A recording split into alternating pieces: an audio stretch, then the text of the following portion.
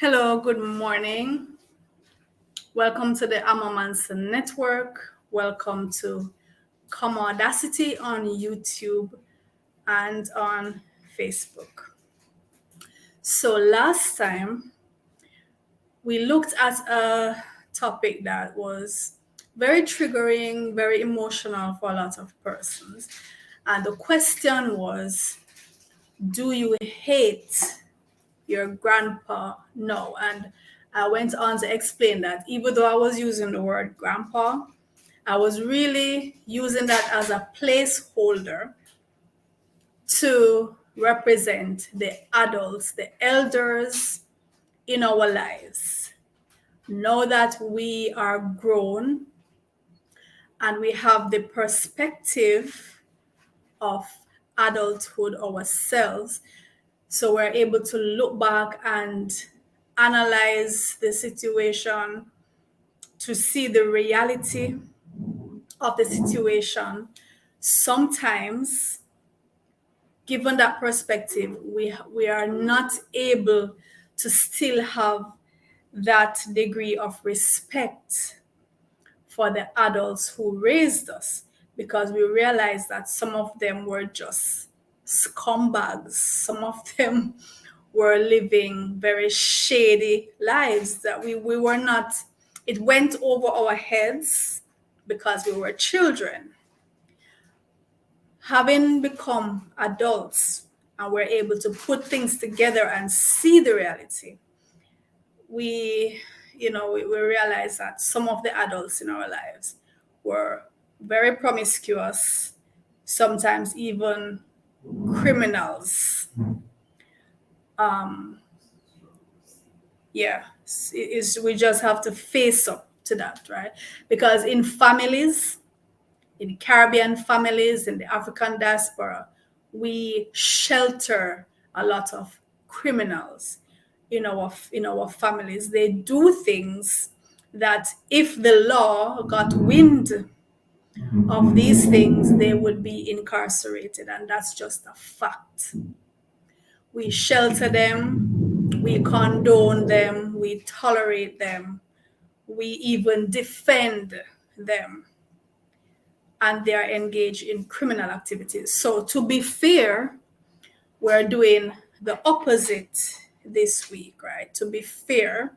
So, this week we're asking, do you love your parents now? Are you at the point now as an adult where you can look back at some of the things that your parents did for you, some of the things that your parents shielded you from, protected you from, which maybe as a child you even rebelled against this because you didn't understand the danger. You didn't understand what your parents had to do to keep you safe.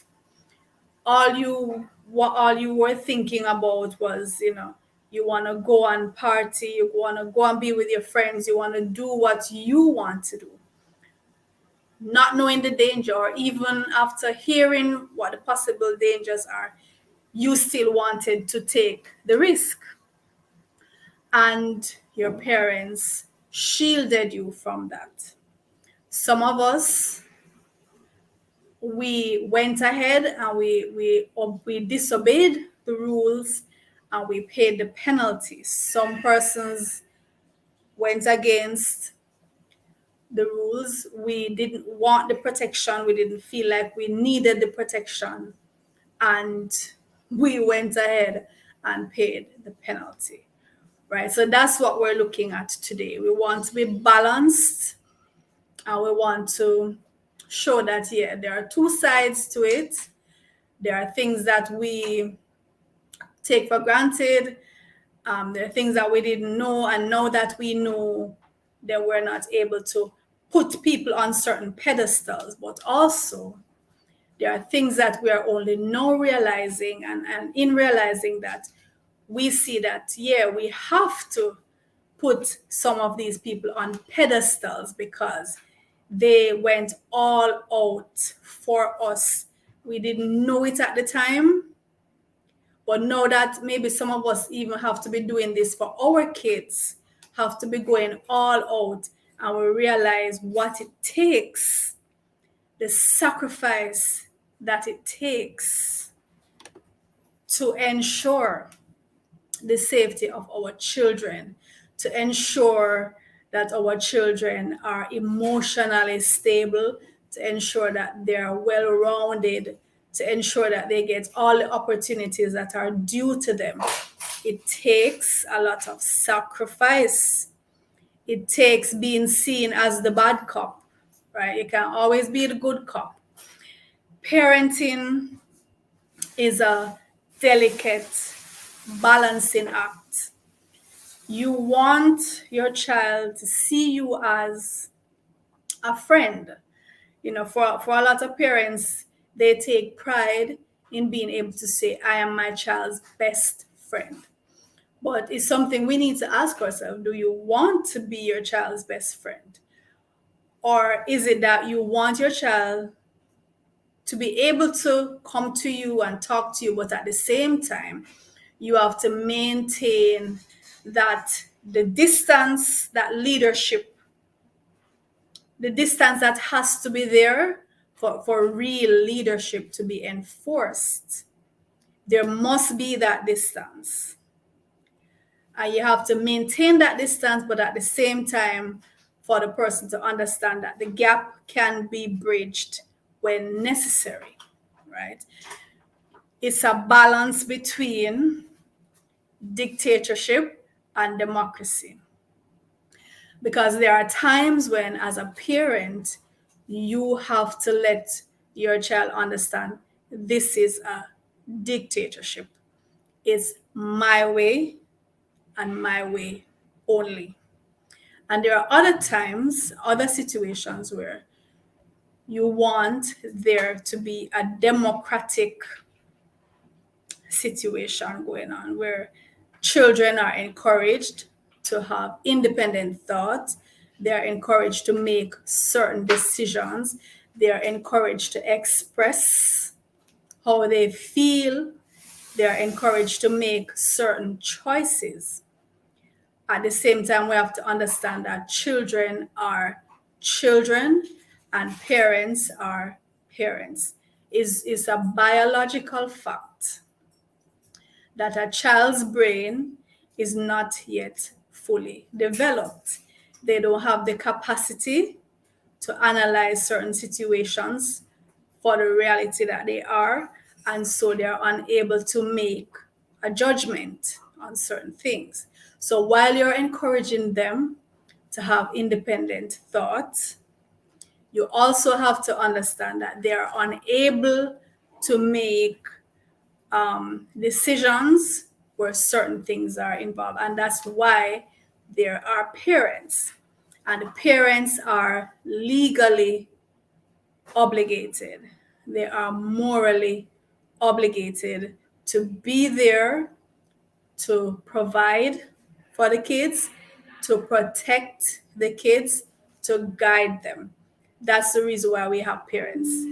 And if you even look in nature at the animals, there you see that there is a specific role for parents, and they do provide that guidance and leadership to the little ones, so that when the time comes for them to literally fly out of the nest, we see the images of birds literally kicking the chicks out, forcing them to fly to test their wings, right? As dangerous as it seems to us, but it's a natural part of things.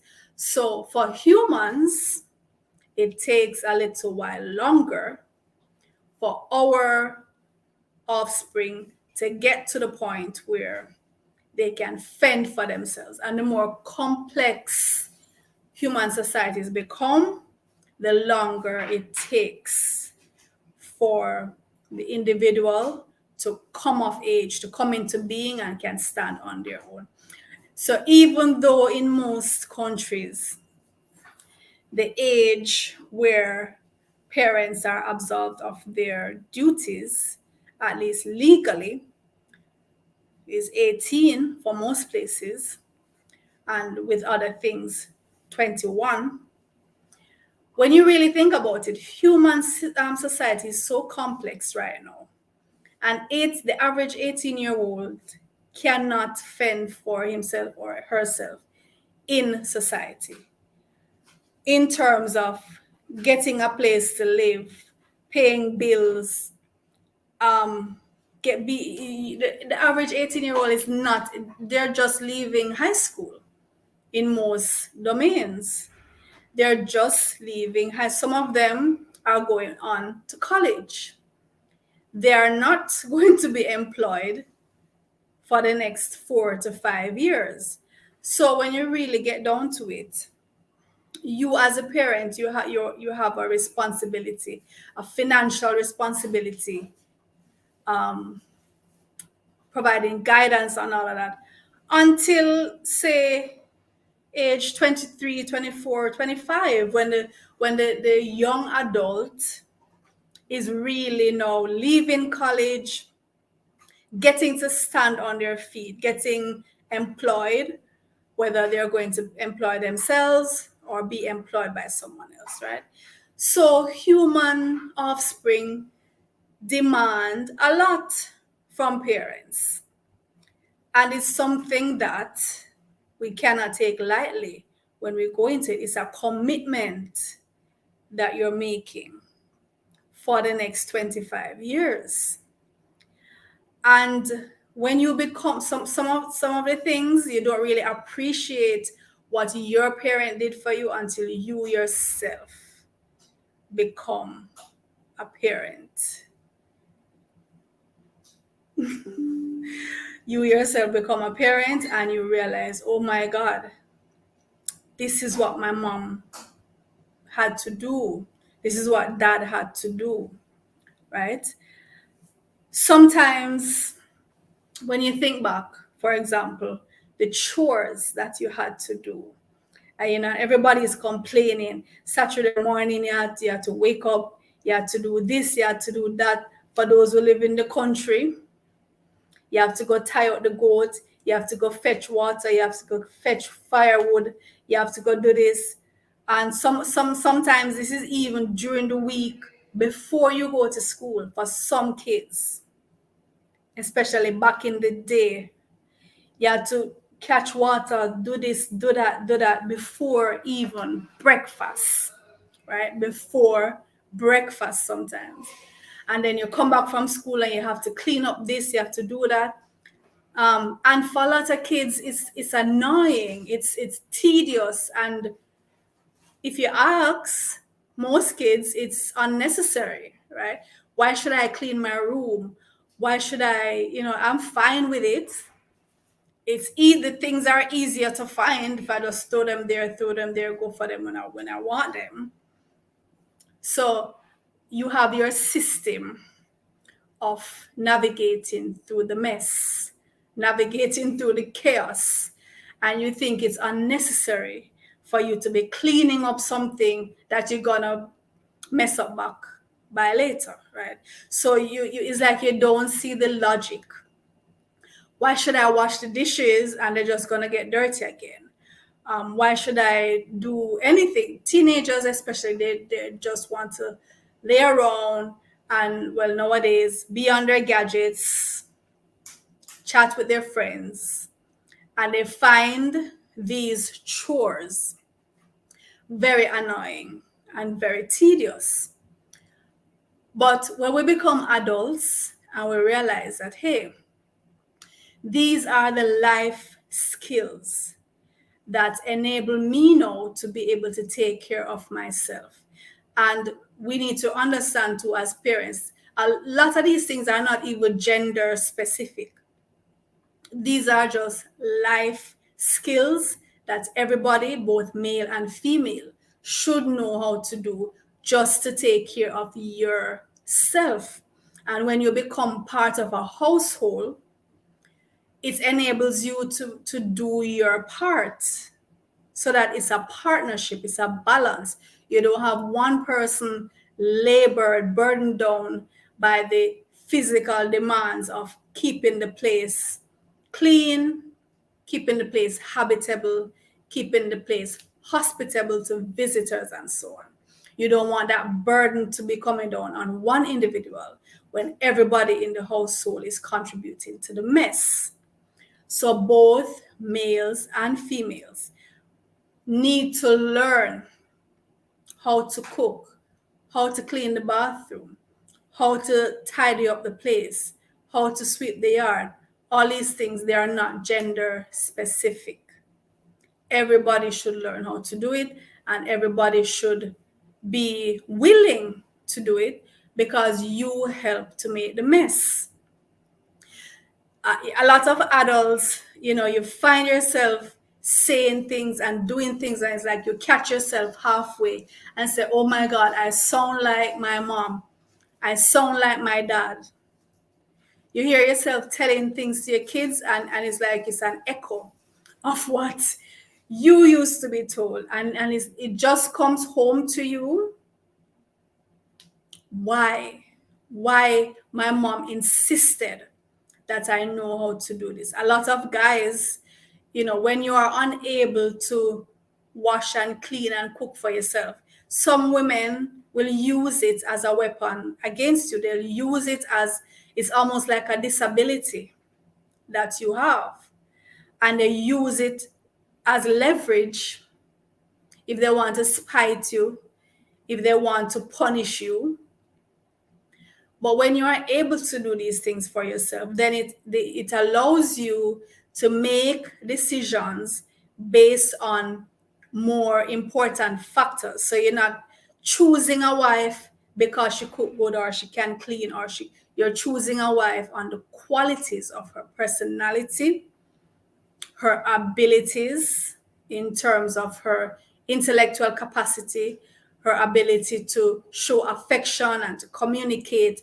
These are the things that should be the deciding factors on how we choose our mates, right? It's not for someone who is going to do things for you that you're unable to do for yourself, some basic things that you should be able to do for yourself. So because she can cook, you're going to marry her, and then down the line you realize that your personalities are not even compatible.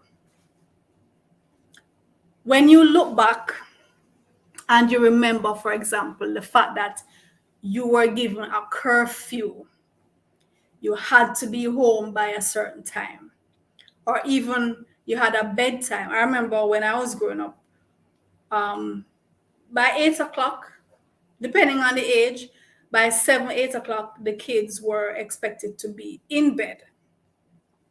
And of course, as you grow older, the time is extended, right? Because children need adequate rest. And they also don't need to be bombarded with screen time, constantly in front of the screen. Then the eyes need rest, the faculties need rest. When you're a young adult, when you're an adolescent and you're given, a little more freedom to, okay, go out with friends, go to a party here and there, and you're given a curfew. At the time, you think it's like, again, a dictatorship. Why can't I come home when I'm ready? Why can't I stay out until I've exhausted my energy, until I no longer want to be out? It should be up to me, right? No. And this a lot of fathers go through this. They rebel against the limitations, the restrictions that are put on them. And then when they have kids, especially when they have daughters, and knowing what's possible, because some of these things they themselves used to meet out on other people's daughters. And you say, oh my God, I don't want my daughter to go through this. So it's like, it's a cycle, but it's almost like punishment. It's like nature is punishing you for what you did to somebody else's daughter. Know that you're faced with the reality that this could happen to your daughter.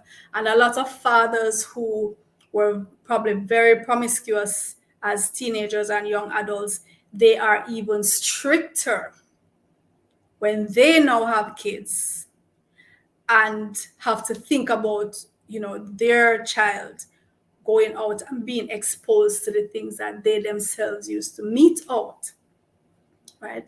So we give curfews because there is danger out there. And the way the society is set up, the later it is in the night, the more likely that the underbelly is going to come out. They in Jamaica, we have a saying, certain hours of the night is only police, duppy, dog, and I think there's our gunman. So like 2 a.m.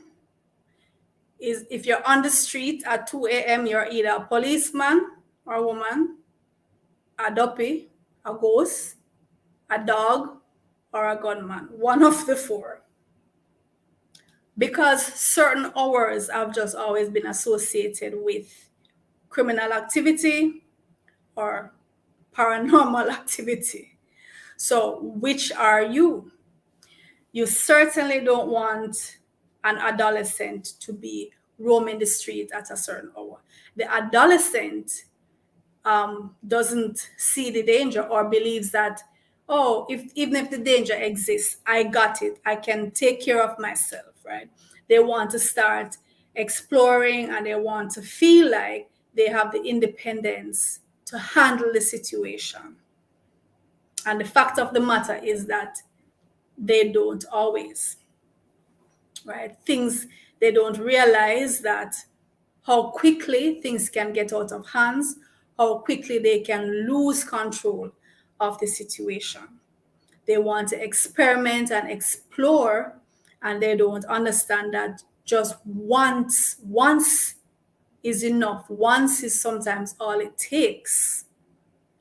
One sniff, one sip, one drop is all it takes sometimes for them to be derailed, or for them to, or even worse, right? And so these are the things that we want to shield our kids from. When you're told, your parents want to monitor who you talk to. They want to meet your friends. They want to be even your friends' parents sometimes. And you're saying to yourself, why? Why do you want to run my life? Why you want to be in my face like this? Can't I choose my friends? But the fact of the matter is, we have a saying, show me your friend and I'll tell you who you are. The peer influence, especially in the adolescent years, is very powerful. The teenager probably doesn't realize how powerful it is, the influence of their friends. The parents know it because they have lived through it, and some parents made really bad choices. They want to break the cycle. They're trying to break the cycle, and that is why they are so strict in terms of monitoring. Who are you spending your time with? What are these friends up to? What's the caliber of their influence in terms of their home situation? Your parents want to know that, and you feel like it's violating your rights, but your parents are really trying to protect you. When you think back, because a lot of us, when we think back at the so-called friends that we had, and we realize how these friends treated us, and sometimes you say, my mom was right. This song, there's a song, I don't remember the singer, but this is saying, my mama don't like you and she likes everyone. And it's like he's using that as an indication. So that the mother's judgment, he's using that to guide even his choice of a mate. And in our ancestral culture, this was a strong part of who we were. We used the elders to screen our potential partners, to screen our peer group, because they had the knowledge and they had the wisdom and the foresight and the insight to and the mother wit, the intuition, because they have our best interests at heart. They love us, and they have that with the adult eye and the adult perception, they can even sense things. Hi Jazzy, welcome. That we are unable to sense. And so we brought in our friends, we brought in our potential mates we introduced them to the elders, we introduced them to our siblings, we introduced them to the family, so the family could help us to negotiate, to see if these persons are viable in our lives. Teenagers tend to rebel against any kind of guidance, but when you think back at of friends you've had, and maybe you remember your mom saying, I don't like this one, or I think so and so is a bad influence. And when you look back and say, my mom was right, or dad was right, or my sister didn't like so and so, her spirit. In Jamaica, we have a thing we say, my spirit not take the person. Right? That's a very strong part of our thing as Jamaicans. If we spirit not take you, that means there's something about you. We'll probably even can't put our finger on it, but there's something about you that turns us off. And this is the reason of bringing your friends in, so they can be vouched for, so they can be screened. And so if they are rejected, then it's not that you must reject them because your family rejects them, but at least you would have had some balance, right? Is because sometimes, especially with potential mates, we are so engrossed in the emotional aspect of it that we cannot even see the reality of things. And so we need persons who have our best interests at heart to come in with the objective eye to help us to see, right? When you look back at how your parents insisted that you maintain good grades in school, they wanted to see your report card. They were calling your teachers every now and again. You have some parents who would turn up at school without announcement. They would just be there. I know some parents who they would go to the child's school, and they would stay in a corner and just peep in, just to see how the child was acting at school.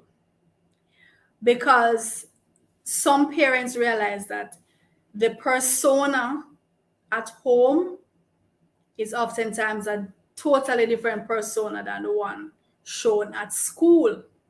And so you can't swear for your child. If the teacher is telling you something negative about your child, you have to be open, at least listen, and try to get to the bottom of it. So you have some parents who do detective work, private investigator work, and they will go to the school and they'll peep in and they'll look and they'll listen to see what their child is up to. You have parents who, and I don't necessarily agree with this part of it, but you have parents who will violate. I see it as a violation, to be honest. That's just how I am. But you have parents who will read their kids' diaries. They will go into the personal space, the private space of the child, without the child's knowledge, to see what the child is up to. there are pros and cons of that, right? If a parent sees it warranted, I'm not gonna be the one to say don't do it. But I know for me personally, I wouldn't go that far to read my child's diary, especially in real time. So, for example, if the child has a diary at 8 year, the child was 8, they had their little diary, whatever. You're going through stuff years later, 5, 10 years later, you're going through stuff you find, because that has happened to me. I was going through some old stuff, and I found a little diary that my daughter had. I think she was 8, 9. At the time, she was in her early 20s when I was going through it. And to me, it was just a neat little thing, a funny little thing to do.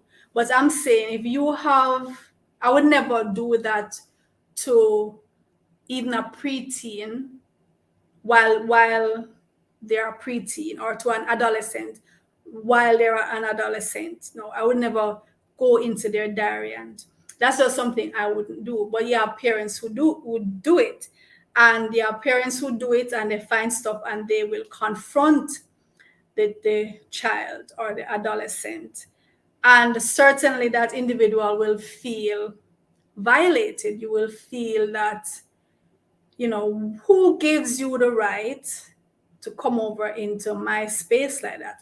And it comes back to balance.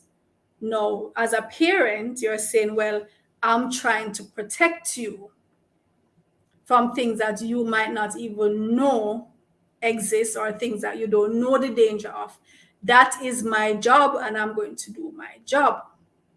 And then on the other hand, you as a human being, you don't want anybody to go searching through your stuff and whatever. So it's a delicate balance, as with most things in parenting. It's a really delicate balance, and you just have to use your judgment, and each situation is different, right? Like if you suspect that there's a predator, that there's an adult being predatory towards your child, and you feel like the only way to get to the bottom of it is to go and search through the child's private stuff, then there. So it all depends on the situation, and each parent must make the call, right? Each parent must make the call. Ultimately, we want our kids to be safe. I think for most parents, you want your child to be better than you were.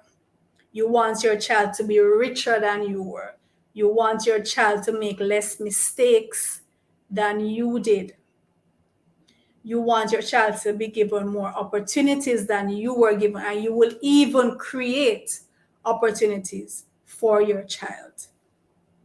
And so you understand, maybe you didn't listen to your parents, you didn't get the good grades, and you had to struggle, maybe had to work and balance your job and with all the demands of parenting to get yourself to a place, and no, you don't want to see your child come and make that same mistake. So you are insisting, show me the report card, show me the test papers, show me the grades.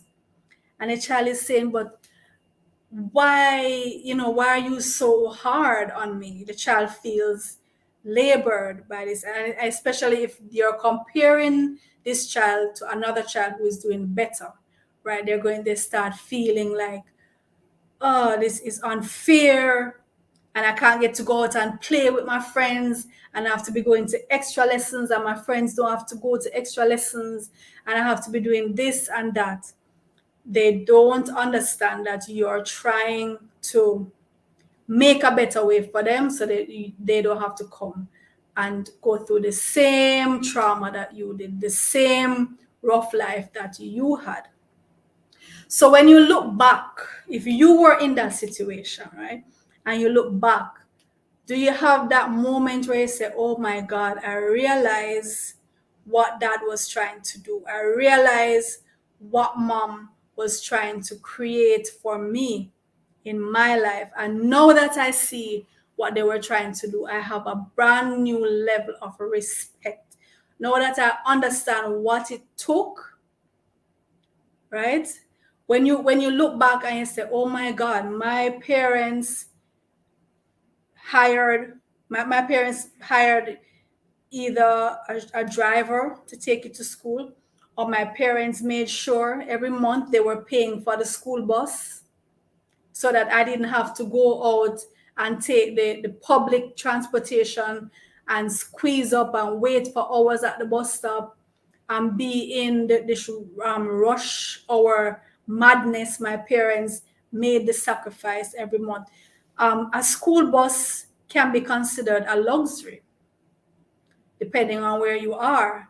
When I say school bus, in my dominion, when I say school bus, I mean a private bus that comes to your gate, picks up your child, takes the child to the school, brings back the child. Privately operated, right? The option to that from where I live is for the child to walk to the bus stop, wait for maybe an hour and a half to get a public bus.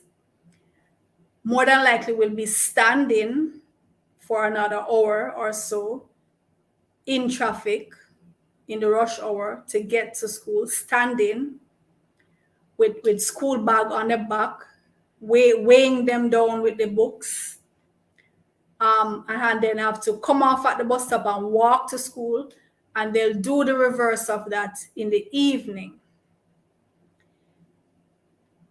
The time that is cut down and the exhaustion when you hire a school bus, you relieve that child of so much stress.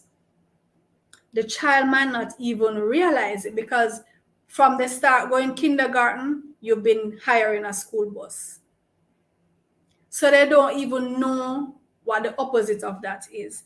They have never had to go contend with how many dozens of people at the bus stop with a big bag on the back, and standing up with the bag on the back for an hour while the bus inches its way through traffic. They've never had to do that. They've always just known stepping on the school bus from the gate, sitting down,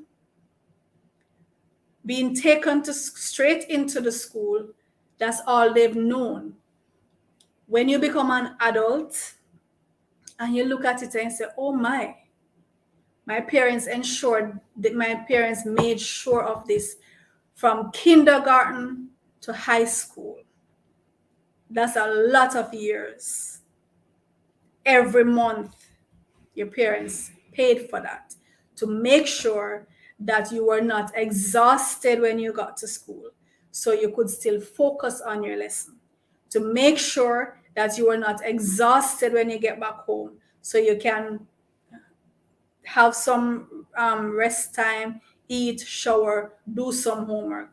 The kids who have to struggle through that, you have to call it 3 hours of their day is just struggle. Just to get the commute to and from school itself is a struggle. And if your parents saw to it that they eliminated 3 hours of struggle from your day every day for 10, 12, 13 or much years, kudos to them. Big them up. Say thank you. Thank you. They did you a great favor. Right? They did you a great favor. Now that you realize what it took, say thank you. Now that you realize that you got the good grades because you were not given an option, the parents were in your skin, and you realize that in getting those grades, you were able to go on to college, you were able to go get your degree, you were able to put yourself in a position where you could get good employment or you could employ yourself and others. thanks to the insistence of your parents. They didn't leave anything up to chance. If you needed tutoring, they got you the tutors. If you needed extra lessons, they made sure that you went to extra lessons. They paid for it. And sometimes when they're paying for these things, they are putting themselves to the side. They're putting themselves on the back burner and making you the priority. These are people who made you the priority for 20 odd years. You were at the forefront and they took the back burner for 20 odd years. Now that you realize it, how do you feel about these people? Don't you have a new level of respect? They didn't have to do it. They didn't have to do it because you have parents who don't do it. You have parents who put themselves first, and whatever is left back, the child gets it. You have parents who they break up and the dad is supporting, right? Giving is paying the money, and the mother takes that for herself. She buy her a wig, she go to party, she do this, she do that, and the child gets nothing or very little. And the reverse also happens. We have Mother's Day coming up. A lot of persons will be, you'll see a lot of persons posting about okay, Jazzy, run and come back. You'll see a lot of persons posting about my mother who fathered me. You know, there's an actual book, a novel by that title, My Mother Who Fathered Me.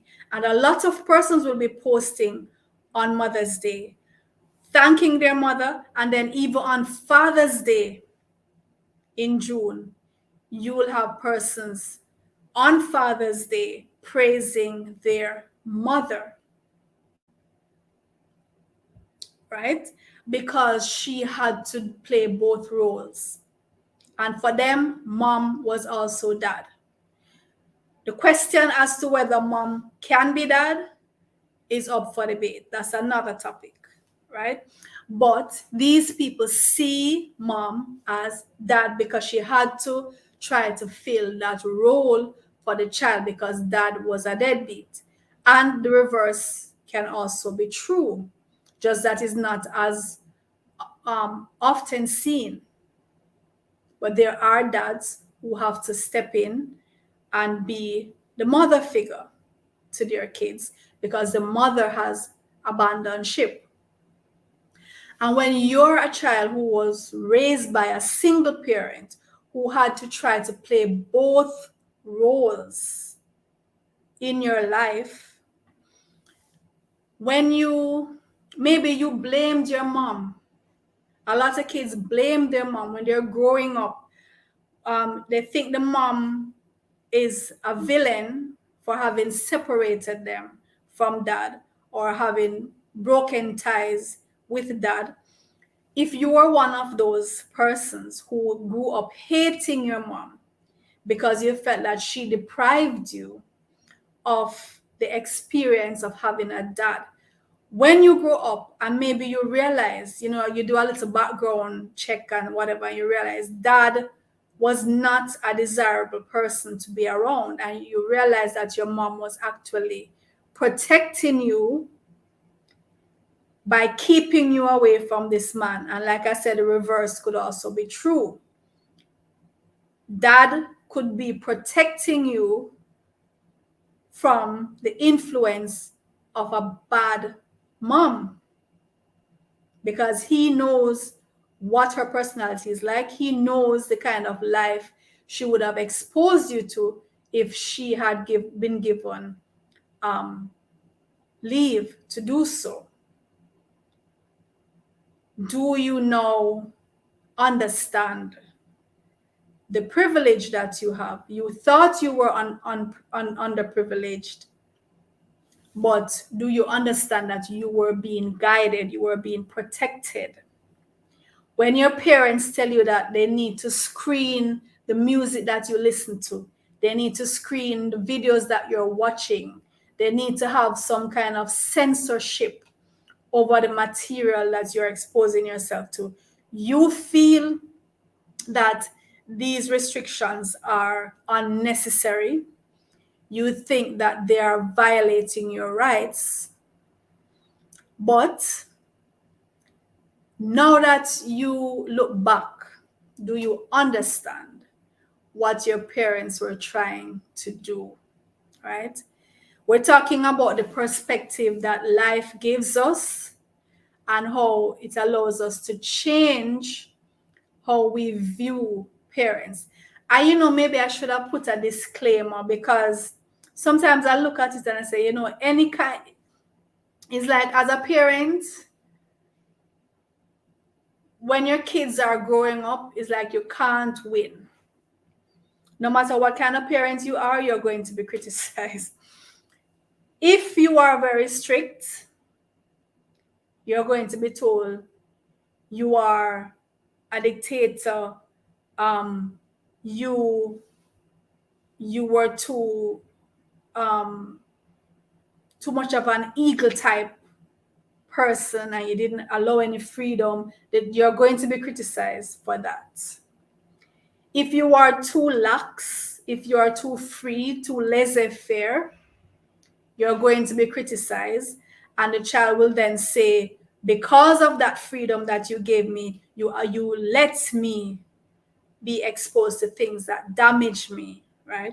If you try to put restrictions, you're going to be criticized and you're going to be told you were too sheltering. And because you were so sheltering, you didn't allow me to be exposed to the things that would sharpen me and toughen me. And now I can't manage in the world and it's all your fault. If you restricted their diet in any way, you're going to be criticized. Or you didn't allow my palate to develop because you blocked off the opportunity for me to taste all these wonderful things that everybody else was eating, and you made my life dull and boring and bland. It's like, and if you allow them to eat what they want, we all know children, if they are allowed, they will eat snacks for breakfast, snacks for lunch, snacks for dinner, and snacks for snacks. Snack all day long. Sweets, snacks, that's what they would consume right through the day. If you allow them to do as they want in terms of eating, and then they become obese, you're going to get the blame. So it's like, no matter what style of parenting you choose, just make sure your shoulders are broad, because you are going to be blamed, whatever the style, right? But it comes with the territory, really, and we just have to accept. It comes with the territory, and so we just have to say, listen, I'm a parent, I take my job seriously, and I'm going to do my job. My job is to take you safely from birth to the point where, as an adult, as a young adult, you can stand on your own, you can take care of yourself. That is my job. So whatever my philosophical point of view, whatever my moral code, whatever my religious code, whatever my political beliefs, is going to flavor the way I raise my kids. And this happens for everybody. So that's just a given, right? If as an adult, you no longer want to be in this system, that's up to you. But while you're under my care, this is the system we're going to go by. That's just how we have to do it, right? And that's how everybody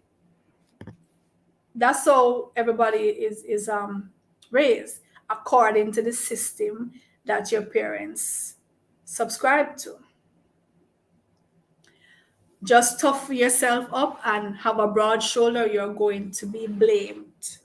So it's better to err on the side of safety. It's better for them to curse you off and say you were too strict, you were too involved, you were too restrictive. It's better for them to say that than for them to say you were too free, you were too friendly with me, you allowed me to get away with too much. Because that part of it can be disastrous, right? So if they're gonna blame you for something, let them blame you for being too strict and too involved. Err on the side of safety, right? You have parents, for example, who would never allow sleepovers, for example, and the child, they feel left out. Some parents would never, they don't allow the child to attend even birthday parties or class trips.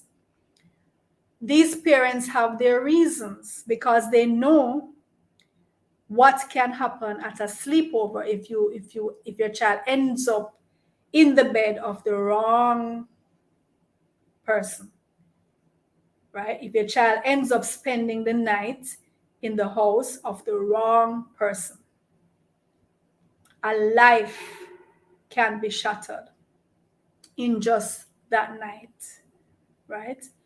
So when the parents say, our policy is no sleepovers, our policy is no school outings, our policy is not even birthday parties, they know why. And this is something we have to respect. And you, as a child, it's difficult to understand. But when you get older and you say, my mom was strict or my dad was strict, but I'm happy because I was shielded, I was protected from a lot of things that my friends went through.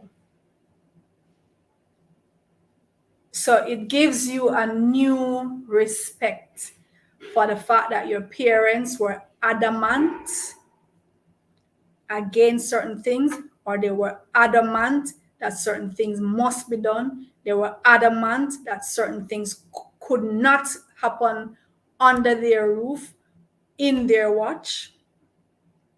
No. And we really have to give a shout out to those parents who insisted that you are going to be protected whether you like it or not. I am going to take care of you whether you object to it or not, right? In terms of strangers, there are certain policies your parents insisted. Even friends and relatives, there are some parents who they would tell you, don't sit on uncle so and so's lap, don't allow so and so to hug you, to embrace you, to hold your hand. A lot of persons even in the family would say, but that's kind of overdoing it. I mean, we're family, we're friends.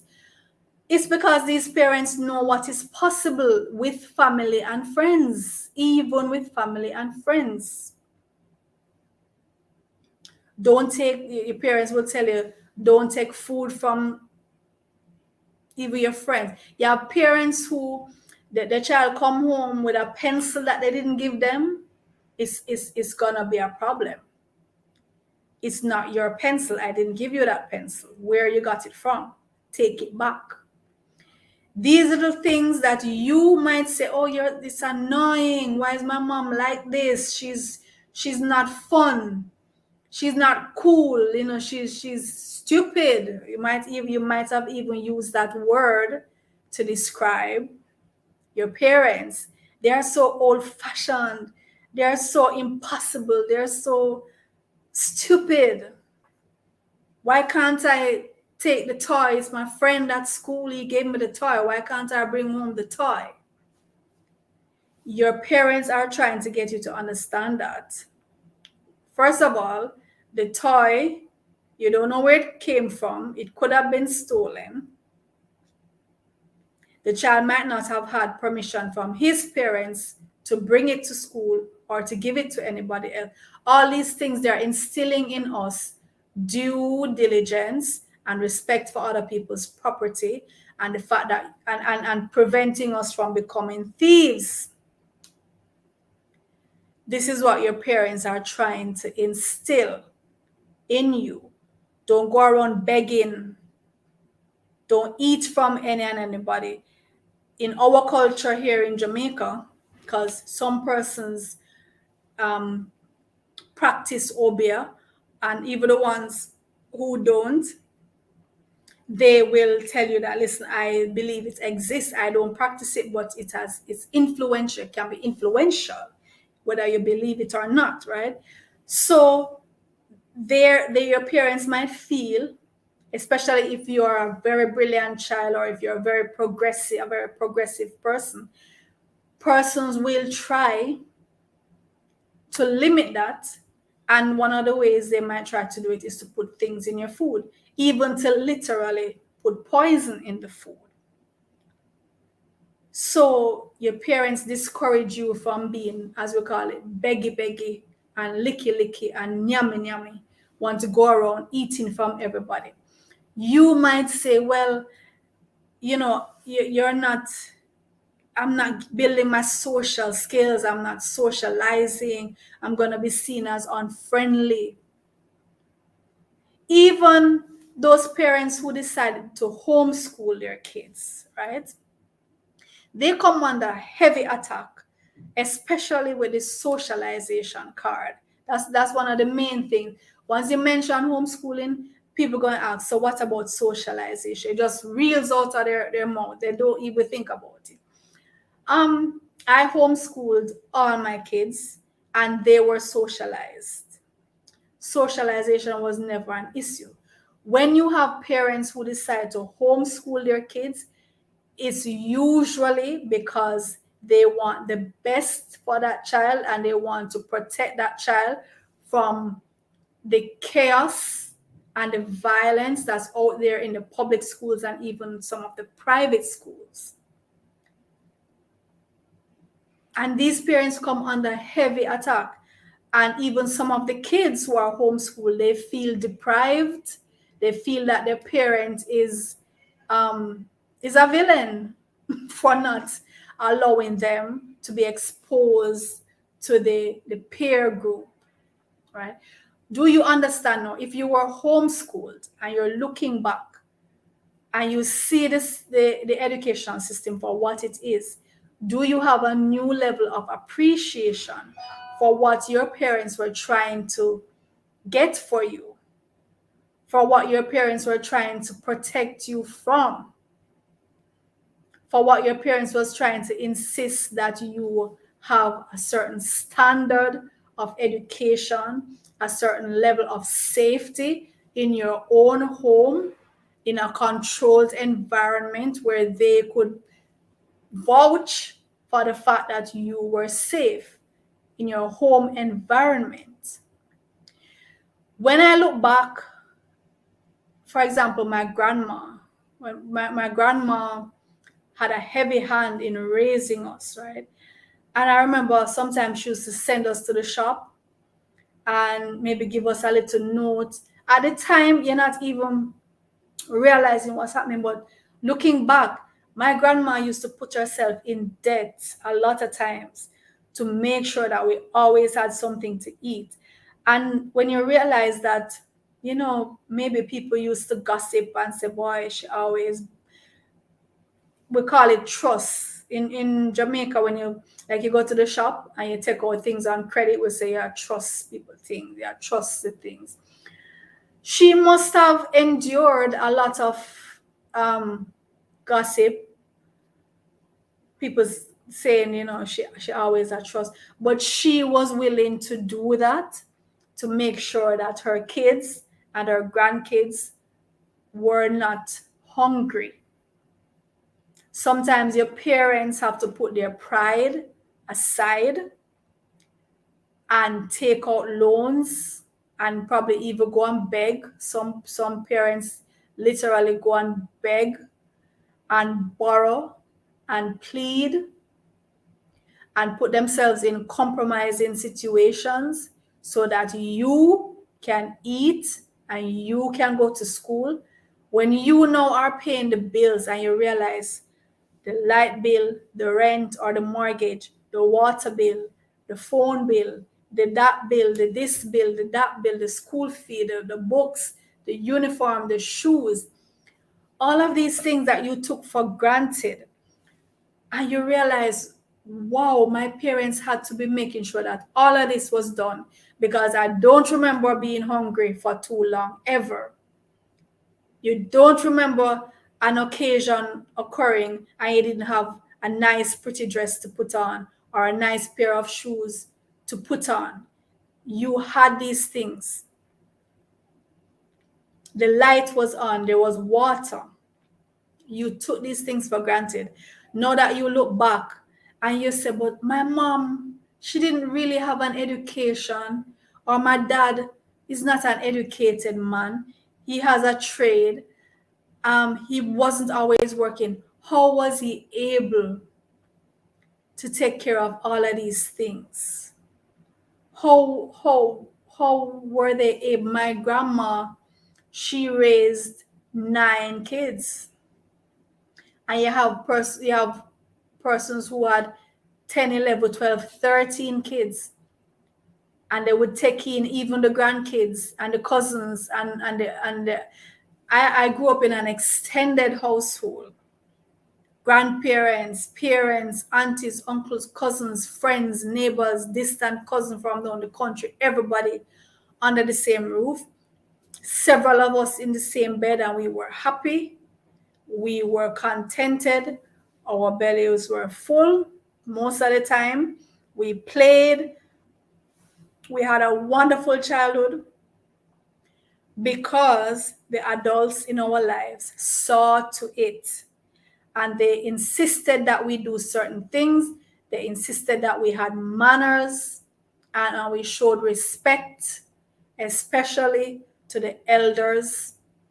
They insisted that we have a level of cleanliness about us, about our person, about the home. And these life skills are what we can use now as adults, so we can stand on our own.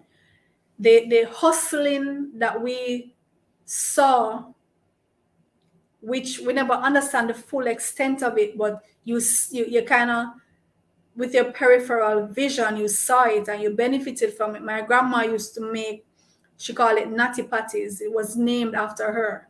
So they call her Miss Natty, and she made these little things called natty patties with coconut, grated coconut and sugar and spices in the middle, and she'd fold it over and fry it. She called it natty patties. She made those and she sold them. She made coconut drops and stuff like that as a way of earning some extra money to balance things out. My grandfather was a mason, but in his older years, he wasn't working as a mason, at least not all the time. And so she had to do things. When you look back at how your parents hustled, sell a little this, sell a little that, do this, do that. Even some of them, regardless of how you feel about it, because I personally have never gambled or made buy lotto and stuff like that. But some of our parents, that's what they do to earn a little money. They gamble. They buy this card and that number and that this. And sometimes, most times, nothing happens, but sometimes they do get a little winnings, and it might come in at the right time that they can pay this bill or they can do whatever. They juggle and they hustle.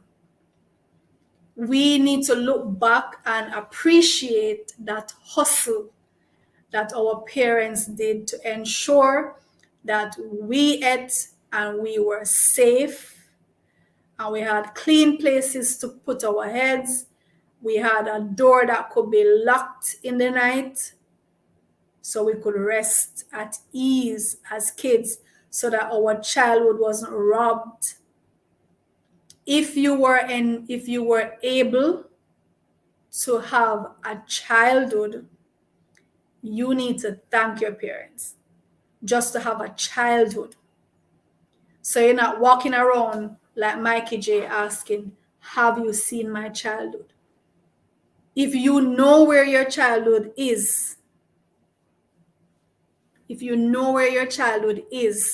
and whenever you want to relive the childhood, you know where to go back and find it. If you're able to do that and you're not walking around asking, have you seen my childhood? Thank your parents. They shielded you, they kept you safe, so you were able to enjoy your childhood.